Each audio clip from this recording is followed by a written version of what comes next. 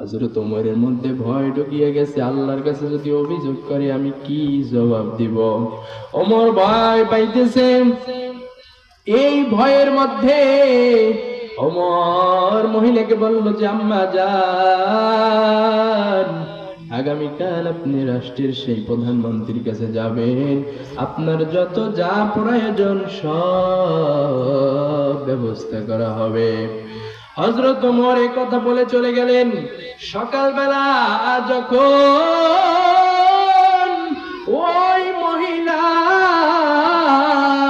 ওমরের দরবারে হাজির, ওমরকে দেখিয়ে মহিলা চমকে গেল আর বলল, আপনি তো সেই লোক যিনি আমার বাড়িতে গিয়া টাটার চালের বস্তা দিয়ে এসেছিলেন। এই ওমরের এই সততা দেখিয়া মহিলাকে ওমর দেখিয়া কান্না করিয়া বলে, আম্মা যান, আমাকে আপনি মাফ করিয়া দেন, আমি বড় ভুল করিয়া ফেলাইছি।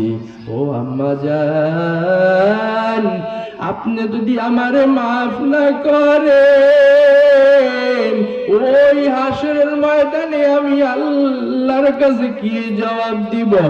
ওমর কাঁদে আর মহিলা বলতেছে, ওমর কাঁদিও না, আমি আল্লাহর কাছে আমি আল্লাহর কাছে তোমার অভিযোগ করব না। তোমার সততা দেখি আমার অনেক ভালো লাগলো, বরং আমি আল্লাহর কাছে তোমার জন্য দোয়া করব। এটাই ছিল তাদের মনুষ্যত্ব, এটাই ছিল তাদের সততা, এটাই ছিল তাদের ভালোবাসা। জনগণের প্রতি কি পরিমাণ দরদ, কি পরিমাণ ভালোবাসা। হযরত ওমর রাদিয়াল্লাহু তাআলা আনহুকে একবার রাষ্ট্র থেকে এক বোতল মধু দেওয়া হয়েছে। মধুটা দেওয়ার পরে হযরত ওমর তার স্ত্রীর কাছে নিয়ে দিয়েছে। দেওয়ার পরে বলতেছে, ওই স্ত্রী, এটা তুমি ভাগ করিয়া 3 জনকে দিবা, আমাদের জন্য এক ভাগ রেখে দিবা। তার স্ত্রী যখন ভাগ করতে নিবে, হযরত ওমর সঙ্গে সঙ্গে ওই তার স্ত্রীর কাছ থেকে